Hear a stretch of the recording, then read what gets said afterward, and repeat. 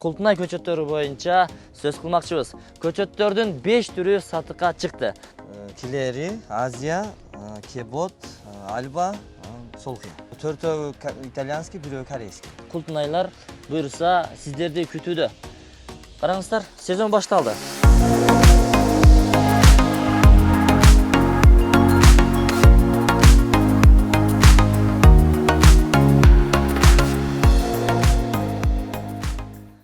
Ассаламу алейкум. Амансыздарбы? Тез кабардын көрөрмандары, жалпы кыргызстандыктар, кутмандуу күнүңүздөр менен. Экранга жакыныраак келиңиздер. Ой, урматтуу багбандар, дыйкандар. Бүгүн биз сиздерге атайын ушул Култунай көчөттөрү боюнча сөз кылмакчыбыз. Көчөттөрдүн 5 түрү сатыкка чыкты. Андыктан сатып алууга жетишип калыңыздар. Бирок ага чейин сиздерге бүт бардык маалыматтарды берип өтөбүз. Видеонун аягына чейин күзөтүп барыңыздар. Бул жерде 300 миңден ашык Култунай көчөттөрү сатыкка чыгарылды. Эми Култунай көчөттөрүнүн түшүмү жана түйшүгү анан кантип отургузулат, кайсы айларда бүт бардык этаптарын, секреттерин сиздерге ушул берүүдө сиздерге тартуулайбыз. Аны мына ушул көчөттөрдү папесте өстүрүп сиздердин колуңуздарга сунуштап турган Искендер мырза 3-4 жылдан бери ушул тармакта жүрөт, тажрыйбасы мол, бышып жетилген. Анан эми сиздерге ушул маекти тартуулайбыз. Ассаламу алейкум. Алейкум Кандайсыз? Ден иштериңиз жакшыбы? Жакшы келип алдыңарбы? Шүгүр, рахмат. Кызматка чакырган экенсиз, мына келип калдык.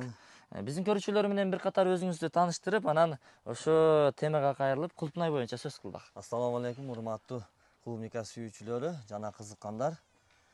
2024-жылдын күзгү сезону келди, мына Култунай көчөттөр сатыкка чыкты. Жакшы, азыр эми бул жерде 300 миңдей көчөт бар дедиңиз. Биринчи жана экинчи кабат экен. Бул кайсынысы сатылат? Астыда кассетадагылар сатылат. Мына астындагылар, Булар сатылат. Жакшы. Бул үстүндөгүнү өзүңүз өстүрүп атасыз. Бул теплицадагы көчөттөр. Булар баягы корейский. Корейский, Солхиан деген көчөттөр. Караңыздар достор. Кандай папестеп сонун кылып өстүрүп жатат. Эгерде сиздер дагы кызыккан болсоңуздар, теплица кылам десеңиздер, анда теплица кылып, ушу Култунай көчөттөрүн өстүрүп, чоң кирешелерге чыксаңыздар болот. Азыр эми мына астындагы кассеталардагы мына ушул Култунайлар буйруса сиздерди күтүүдө. Караңыздар, сезон башталды. Искендер ака, мына ушул көчөттөрдү август-сентябрь айларында жерге отургузуш керекпи? Отургузуш керек. Эми мисалы Августтун 15-инен сентябрдын 15-гече отургузуш керек, аягына чейин максимум. Азыр биз күн ысык жерде турабыз. Марказ азыркы Айрыбаз айылында, Кызылкай тарапта деп кое берейин. Кызылкай тарапта. Булар эми бул жер ысык да. Кайсы айларда жерге отургузулуш керек? Анан тоолуу райондорду бар, мына Майдан, Тамаша, Кызыл булак, Окуна, Айдаркейин дегендер. Ал жактарга тоолуу райондорго биздин Баткен облусунда 1-августтан отургузулат. Анан мынанда биздин Майдан айыл немеске аймагыга 15-ден кийин отургузуш керек. 20-сы ошол жакшы. Августтун 20-сынан отургузуш керек. Салкыныраак болот. Жакшы. Себеби буну койгондон кийин түйү кургап калса, ысыкта суу койсоң касал болот. Касал болот. Да койбойт, билет багбандар муну. Көчөт сатып алуучуларга өзүңүздөр кайсыл жерден келгенин, анан жериңиздер кандай деп бүт сурап алып, анан кийин көчөттөрдү тартуулайсыздар да? Жерден только көчөттү биз комментарияны косуп сатабыз эмесин. Бул кандай кылыш керек, неме кылыш керек, бул өзүбүз айтабыз. Жакшы. Бул көчөттөр канча сомдон сатылып атат? Бизге дагы мына көчөттөр 12 сомдон, анан көбүрөөк алса түшүп беребиз. Түшүп бересиздер? Түшүп беребиз. Жакшы. Доставка жакын арага барбы? Доставка жакын арага бар. Өздөрү алып келет.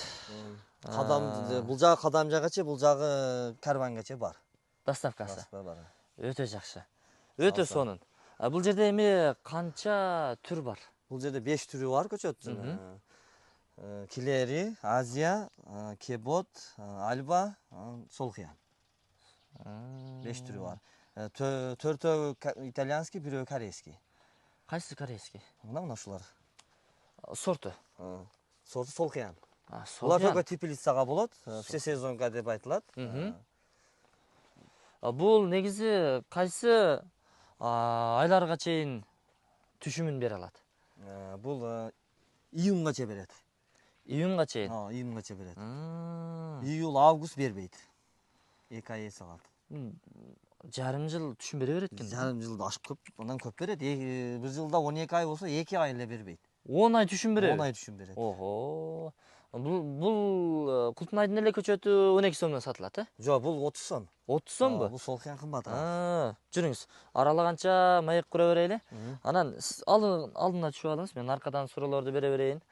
Искендер мырза. Демек бул 30 сомдон. Ошого жараша түшүм берет деңиз. Ошого жараша түшүм берет. Бирок теплицада. Теплицада. Жерге болбойт. Жок, жерге болбойт. Астындагы Клери, Альба, Азия, Кебот. Кебот, ушуларды жерге отургузулат. Бар жерге отургузулат. Эми сиз кайсыларды сунуштамак элеңиз? Жерге жөн эле отургузган жакшыбы, же подкленка кылып эккен жакшыбы, Искендер ака? Подкленка. Жерге подкленка эгиш керек да. Жакшы жактарын айтып өтүңүзчү, жерге отурулгандан көрө. Биринчиден нымдуулукту сактап берет. Экинчиден эти баарда жерге эккенден 20 күн алдын пышат. Охо. Анан ото койсун. Отодон сактайт. Чөп чыга бербейт. Плюс жагы көп. Анан сугарганда ошо эмен жакшы чыгат. Анан кулпунай пышканда, кулпунай баягы өзү жатат го эки жака. Анда мындай жатканда пленка жок болсо жерге тиет да, муну албайт. Кулпунай кир болуп калат да, мына. Ирип да кетиши мүмкүн. Ирип кетет. Анан үлүл баягы топурак тийдиби, мунага булганда албайт да. Таптаза болуш керек да. Ошон үчүн базардагы баягы жылтырап тургандар подкленка экен да. Бизде жайдарлар ошон жерге эгип койгондон ошо баягы ылдай эме болуп, суу койгондо баягы болот да. Жакшы. Кана. Караңыздар, урматтуу достор. Култунай эгип чоң кирешелерге чыксаңыздар болот. Азыр эми Искендер акадан бир маалымат алайынчы. Негизи жаңы баштагандар канча сотиктен башташ керек? Анан орто жолду канча көчөт кетет, канча кирешеге чыгат? Менин оюм 10 сотиктен башташ керек. 10 сотиктен баштап өзү тажрыйба ашырып, анан опыт ашкандан кийин көбөйтсө болот. Жакшы. Ага чейин көп расход, көп жерге эгип алып, баягы адашып алгандан күйүп калат да эмеге. Ошондо 10 сотиктти бир эсептеп көрөлүчү. Искендер ака, келиңиз, ушул жерде токтогончо эсептеп берели мына көрүүчүлөрүбүзгө. Кызыккандар ойлонуп көрөт. Кааласа 5 сотиктти эсептеп, өзүңүздөр аласыздар. Эсепке туура 10 сотиктти эсептейли. 10 сотик жер тилкесинде канча көчөт кетет? 10 сотикке 5000 кетет. 5000. Көбүрөөк ала турган болсо ошондо 10 сомдон бересиздерби? 10 сомдон болгондо 50000. 50000 көчөткө кетет. Көчөткө.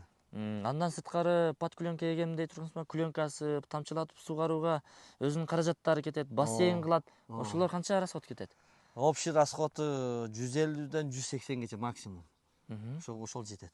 10 сотикке бүт расход ошону жетет. 200ге жетпеген акча. 200ге жетпеген акча кетет.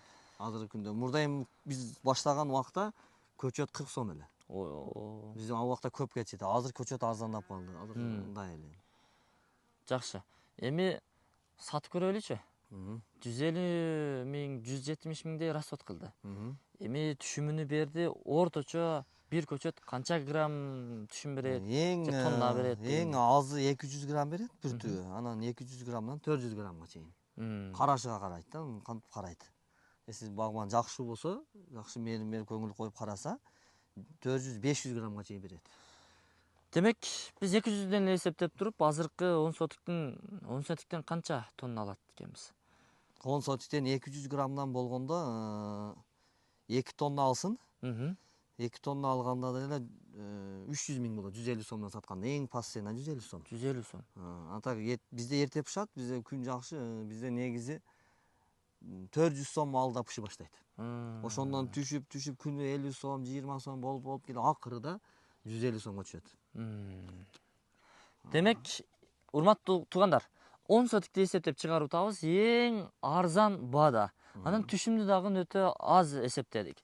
Эгерде жакшы караган болсоңуздар, түшүмү 2 тонна эмес, 3-4 тонна дагы бериши мүмкүн. Эми аны 200ден эмес, эң ылдыйкы 150 сомдон эсептеп берип атабыз. Ошондо бир 300 000 пайда көрдү. Биринчи эле жылы. Кийинки жылы андан көбүрөөк түшүм алса керек. Андан көбүрөөк. Кийинки жылы уже ошол 500 грамм берет. Караңыздар эми. 300 000. 120 000дин тегерегинде кирешеге таза чыгып атасыздар. Бул деген жакшы нерсеби? Муну көбөйтө турган болсоңуздар, миллиондогон акчаларды ушул Култунайдын артынан дагы тапсаңыздар болот. Бул жерде ошол өзүңүздөргө белгилүү болгон Клери сорту, Альба, Азия, анан төртүнчүсү Кебот, анан Ноул, Солхиян. Тандаңыздар. Кебот американский сорт, Канада деп қой, Канада. Канада. Солқиян корейский, арқы үчөө итальянский. Итальянский. Элдин суроо талаптары кайсынысыга көбүрөөк болуп атат? Жерге эккенге бизде основной бизде ушундай түшүнүк бар, бренд болуп калган. Бардыгы килери дейт да. Өзү килери өзү негизи көчөттүн эмеси боюнча альбага жетпейт. Альбага жетпейт. Мен өзүм мнениям. Эң иммунитети күчтүү көчөт бул альба да. Альба дегенсиз. Альба ысыкка чыдамдуу, суукка чыдамдуу, суусуздукка чыдамдуу, ооруга чыдамдуу ушундай. Жакшы. Урматтуу достор, Искендер ака бир айтып көрүңүзчү. Мисалы үчүн мен өзүмдү мисал кылайын. Мен 10 сотикке култуна көчөттөрүн эктим, тиктим. Кийинки жылы мен дагы сиздерге окшоп ушинтип көчөт өстүрүп, дальше өзүмдүн култуна көчөттөрүмдү көбөйтсөм болобу? 10 сотикти 20 сотик кылып, өзүм көчөт чыгарса болобу? 10 сотиктен 1 гектарга көчөт чыгат. Коюңузчу. Мынасыга шумдуу. 10 сотиктен 1 түбү 13 неме берет. Көчөт берет. Өзү 33-кече берет, наркы 23-түгү брак эсептелет, баягы эркеги да, кыскасында айтканда. Алардын эркек ургачысы болобу? Мында усиге атканда 1-2 болобу. Биз экөөнү эле алабыз, 2-3 ошо. Анан ондон наркы аткан 3-4-ү уже бул баягы эркеги болот, анан ишенич жок да. Ишенич жок деңиз, Ошондо биринчи, экинчилери жакшы биринчи, экинчисинден алабыз, болду. Калганын албайбыз биз. Түшүнүктүү. Караңыздар, биринчи жыл сиздер 10 сотиктен баштасаңыздар, кийинки жылы өзүңүздөр көчөт өстүрүп, өзүңүздөр көчөт чыгарып, 1 гектарга чейин чоңойтуп алсаңыздар болот экен. Жакшы. Өтө сонун. Демек көбүрөөк ала турган болсоңуздар 10 сомдон берет. Азыр эле ала турган болсоңуздар, азыр эле дегенде канча эми? Ошону дагы бир тактап айтып коелу. Эмнеси? Аз эле ала турган болсо 12 сомдон. Көп боло турган болсо, канча түптөн көбүрөөк алса 10 сомдон бересиздер? 5000 түптөн нары болсо. 5000 түптөн. Нары ошо 10 сомдон. И доставка. Доставкасы бар. Жагы карван, кадам жайга чейин. Кадам жайга чейин, Өтө сонун. Искендер ака, толук эле маалыматтар берилдиби? Эми кандайдыр бир маалымат жеткиликсиз болсо же айтылбай калган болсо, сизге эркин микрофон, өзүңүз көрүүчүлөргө түшүндүрүп айтып өтсөңүз болот. Эми урматтуу дыйкандар, кулмика сүйүүчүлөр, эгиңиздер, пайда көрүңүздөр. Азыркы күндө шабдалы, гилаз жана башкаларды көрүп атасыздар, жакшы болбой жатат. Баасы түшүп кетти, өзүн өзү актабай жатат. Бул актайт экен өзүнү. Мен да башында ошол ишенбей Алишерден алып эккенбиз. Алишер аканын шакирттерденсизби? Ошондон алып эккенбиз, ошол Кудайга шүгүр, азыр мына жакшы ийгиликтерге жетиштик. Мына ошол жерге эккенбиз, жерден эгип 50 сотик эккенбиз. 2,5 гектар жерге эктик. Анан мына ошонун пайдасына теплица кылдык, мына көрүп атасыңар. Ошонун баары эми ошонун эмеси да. Пайдасы болуп атат. Минуска келген жокпуз мына. Ошонун пайдасы мына теплица бүтү, дагы эгебиз деген үмүттөрүбүз бар, дагы чоңойтабыз деген. Ошол эми мен айтарым, эгиңиздер жакшы. Коркпой баштаңыздар, Коркпой баштасаңыздар болот. Биз айтып турабыз. Ар бир көчөт сатканда эмесин айтып турабыз. Кантип жер даярдаш керек, кантип эгиш керек, кайсы убакта кайсы дарын бериш керек. Ошолорду бүт айтып турабыз. Жакшы, анан кийин эми урматтуу достор, ушул жерде илхам келип калды, сиздерге дагы бир сүйлөп кетейин. Мына түштүк региону боюнча Кулпунай десе түшүнөт Алишерди, Алишер десе түшүнөт Кулпунайды.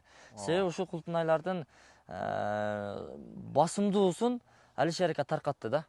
Анан эми өзү сата турган мезгилде өзү дагы фураларды жерлерге коюп, дыйкандарды кыйнабастан Алишер ака ошо өзүнүн шакирттер деп кое берели, сиздерге окшогон, фура кое берет, түшүмдөрүн дагы өздөрү алып туруп, чет жакка Казакстан, Россияга, дагы кайсы мамлекеттерге, кыскасын айтканда, коңшу мамлекеттерге чыгып атат. Европаны багат керек болсо. Алишер аканын бир сөзү бар. Ар бир үйдө гектарлаган Кулпунай өссө дагы минуска кетпейбиз. Канчалык көп болсо ошончолук пайда биз сыртка экспорт кылабыз деген сөзү бар. Андыктан кызгануу деген нерсе жок. Каалаган нерсеңиздерди сурасаңыздар, бул акелер сиздердин кызматыңыздарда консультациясын берет, кызгануу такыр болбойт. Көрө албастык, баягы конкурент деген нерсе жок бул жерде. Жок, андай болбойт. Биз өзүбүзгө кандай эми кааласак, бирөөдө ошондой каалайбыз. Эң туура. Эми ушунчалык болуп калды. Бочка бассейнди дагы көрсөтүп коеюн, а? Жүрүңүз. Негизи, жүрүңүздөр. Негизи, урматтуу достор, сугаруудагы өзүнчө бир мээнетти талап кылат, туура сугаруу керек. Мына ушундай көчөттөрдү өстүрүп атканда, ушундай каражаттар мындай туманник деп коет, майда жамгыр кылып сугарып берип турат да. Анан кийин сиздер подкуленка эккениңиздерден кийин анын ичинде мына ушундай шлангылар өтөт. Бул тамчылатып ар бир көчөттүн астына суу тамчылатып жакшы өстүрүп берет. Эми ушулар башындагы моторуну көрсөтүп берейин. Кандай шартта сугарылат, ошону көрсөтөлү. Мына ушул каражаттардан таркайт экен да, түтүкчөлөр аркылуу. Ушулар таркайт. Бул крайниктери, жабасың, муну ачасың, муну жапсаң буга кетет, муну ачсаң ага кетет, ошондой эмелери да мына. Мына үстүдө турат. Булар эменики анан. Туманниктердики. Туманниктер. Мына туманник келет. Бул бочкадан эмеге барат. Капельный мына барат. Буга барат. Мынадан келет, будан келип мына крайник, анда фильтр. Фильтр тазалаш үчүн крайникти жаап туруп, ошон үчүн коюлат. Жаап туруп эмени тазалап, анан мындан барып, бул жака келет мына. Мындан тарайт суу. Жакшы. Бул жака кеткен, анан мындан барган, бул мына жака кеткен, ушу тарай берет. Эми бул дары-дармеги кандай болот дей турган болсоңуздар, ошол эле бочкага же бассейнге сууга чалыштырып коесуздар, Ар биринин түгүнө өзү дары кошулган суу жетет. Тамчылатуу сугаруу менен бара берет дарылар. Эч кыйынчылыгы жок. Бочкага эле аударып коесуздар сууну. Суюктук дары же болсо порошок болсо кичине эритип туруп, бочкага куюп эмени жандырып койсо, өзүнүн минуталары бар, өзүнүн дозалары бар, кете берет. Ар бир сугаруунда өзүнүн минутасы бар. Мисалы, жаң эккенде канча сугарыш керек, бир айдан кийин канча сугарыш керек, погодага карап ушундай эмелер бар. Айтабыз анысını. Жакшы. Искендер ака, сизге рахмат, ишиңиздерге ийгилик. Экран астында камтылган номерлерге чалып байланышып келе бересиздер. Сиздерге ушул аймакта боло турган болсоңуздар, айтылган жер баягы караван, бул жагы кадам жайга чейин доставкасы бар. Бул көчөттөр 300 000 түптөй бар, Керек боло турган болсо, андан дагы көбүрөөк таба бергенге даяр, анткени кызгануу жок дедик го. Сиздер сурайсыздарбы? Өздөрүндө жок болсо, башка бирөөдөн да болсо табып, сиздерди ушу чоң кирешеге жетелейт бул акелерибиз. Андыктан кеңири кайрыла бериңиздер. Анан Instagram, TikTok баракчаларыңыздар барбы? Бар. Аны дагы камтып коебуз. Алардан дагы мындай кабар алып турсаңыздар болот. Биз азыркы учурда Кадамжай районуна караштуу Марказ, мурда аталышы Марказ айылы болгон, азыр эми Айры Баз айылы болуп калды.